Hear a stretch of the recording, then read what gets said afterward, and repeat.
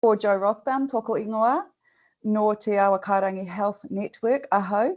Kei te mahi aho e te whare takuta o High Street Health Hub and Stokes Valley Medical Centre. He Health Improvement Practitioner, aho. Kei te mahi aho e te tima Access and Choice. Tēnā rā tātou katoa. So my name's Jo, and thank you so much for inviting me to present about this topic today. So I work for Te Awakairangi Health Network, which is the primary health organisation in the Hutt Valley. I work at these two practices, High Street Health Hub and Stokes Valley Medical Centre. So as a health improvement practitioner, my background is in occupational therapy, and my job's provided under the Access and Choice team, which is a process that started about 5 years ago. So yeah, thanks very much for having me. So let's get started.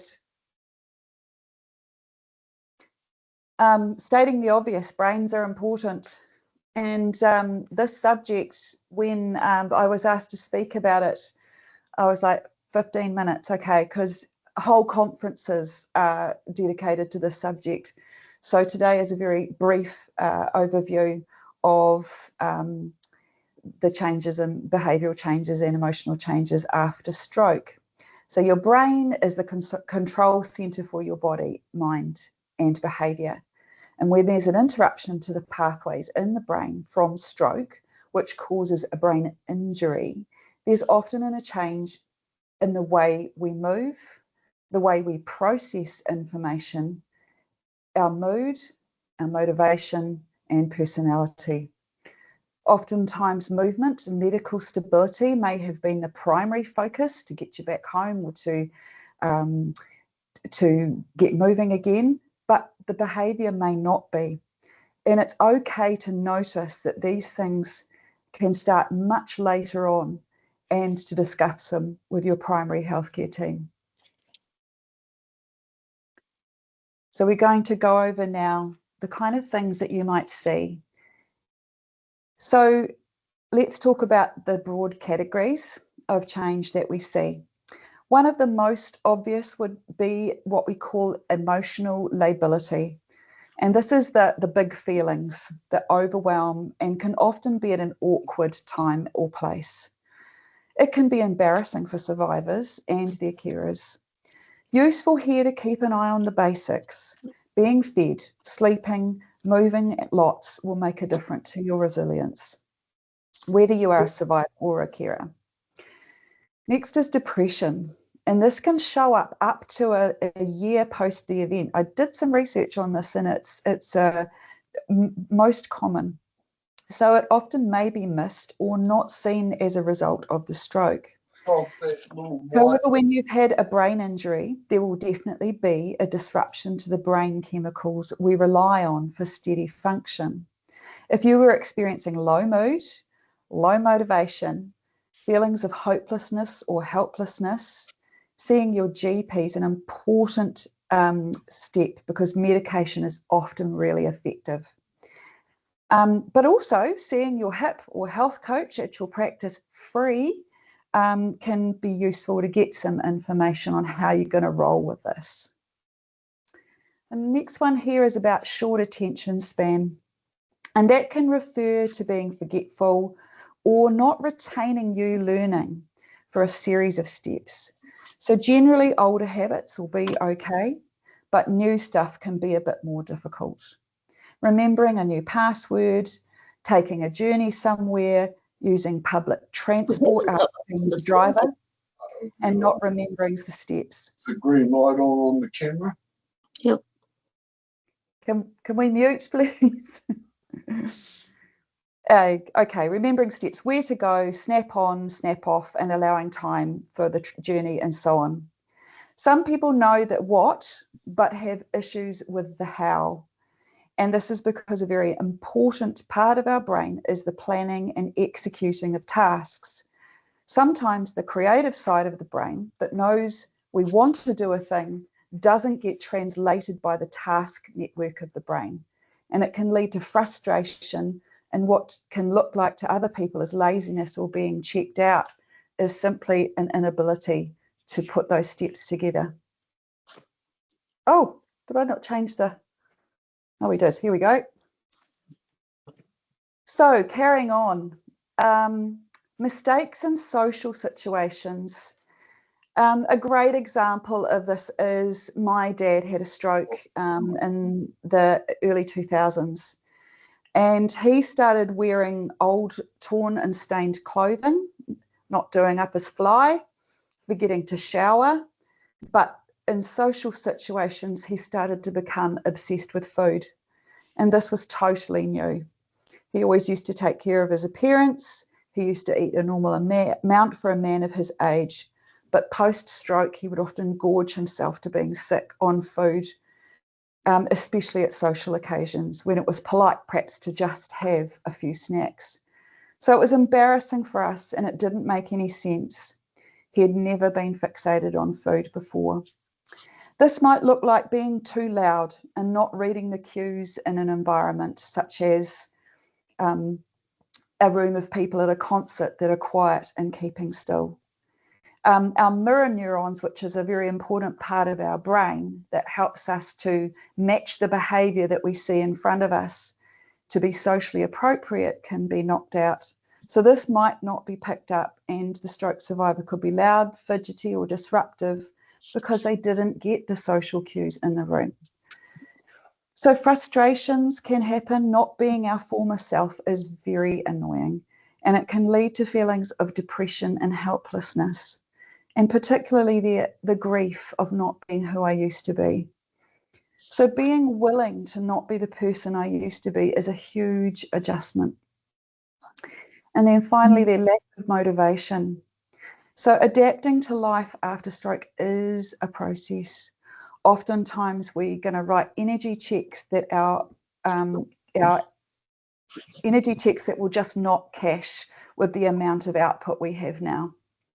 Getting to know your new normal and making room for saying no and not feeling guilty about it are skills that a HIP and a health coach can help you work on. So I guess you're hoping, well, we talk about how we deal with it, and that's next. So some of these things may seem obvious, but often social rules and propriety might restrict us from doing what helps. So I'm giving you permission today to do some of these things. So emotional and behavioural changes are quite common after stroke and will often improve with time.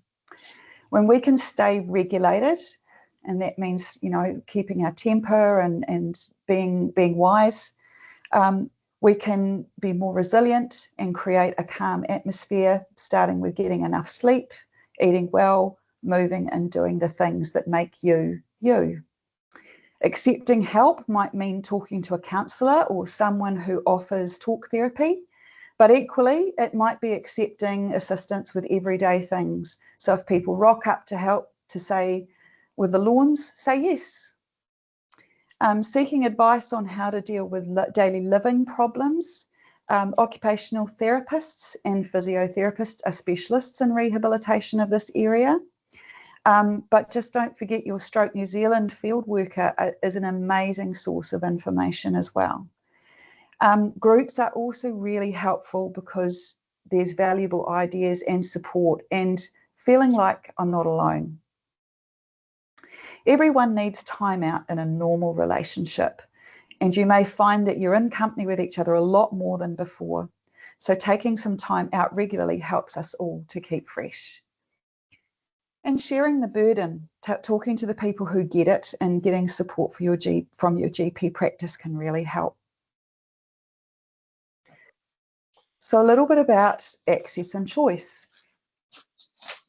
So access and choice has been in New Zealand for around 5 years. I think you've had a discussion about access and choice with one of these cafes in the past. So how does access and choice fit in? So most GP practices have the access and choice service available free at your GP practice. The health improvement practitioner, which we shorten to HIP, Yeah, we're in, I think. Can help with emotional changes, acceptance of your new normal, and help you make sense of life after stroke. We can also support caregivers who may need to be compassionate to themselves, so taking some time out. The health coach can assist with getting moving again, diet changes, sleep, and engaging with others socially. Our goals are to help people increase their well-being by encouraging positive adjustment to change and recognizing the things we can take meaning in post-stroke. So I wouldn't be an occupational therapist if I didn't do an activity with you today. So I'm just going to move, there we go. So one of the key things with any major change because of loss of our function is grief. We often don't talk about grief. So feeling grief is not just for the passing of loved ones, it's also where we've had to make an adjustment to things that were not welcome or expected or lost. So I'm going to, if you're willing, we're going to do an exercise just for making room for difficult experiences. And in this instance, we're going to look at that grief of adjustment to an unexpected or unwelcome change. Please don't do this if you think this is not for you. If it feels like a bad idea, just observe and be kind to yourself. This is going to take a few minutes and is something you can easily reproduce at any time these big feelings show up. So taking a quiet moment now, let yourself settle into your chair and let your mind focus on what you feel about how you are at the moment. Can you breathe and make room for big thoughts and feelings that show up?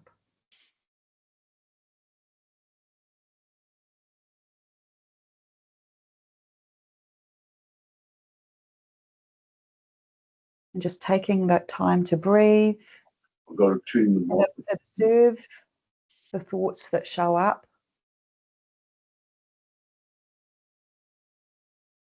Kind of like you're in the corner of a room and those feelings that show up are like guests at a party and you're watching them come in from the corner of the room.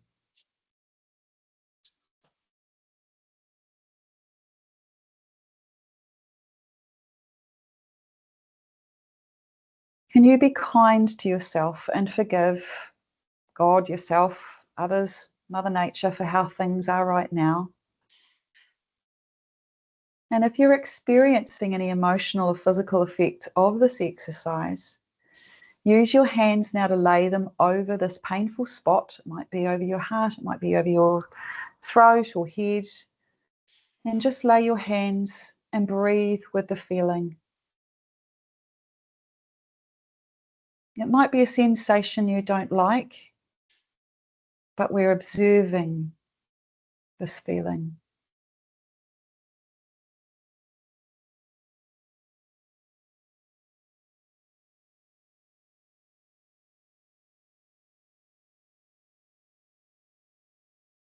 And after a moment or two, you might feel that that feeling has sort of surfaced and then backed off, in which case, let's take your hands away and we will continue. So did it feel uncomfortable to do this? Did you feel fear or worry about the feelings that showed up? This is completely normal and is part of the brain protecting you from what's unpleasant or dangerous. However, feeling a certain way need not stop you what you're doing and what you value that makes you you. Engaging in things that are not about stroke and that interest you will let you have better stories and more life outside of being a survivor. So that's all the information I've put together for today. So let's open up for questions.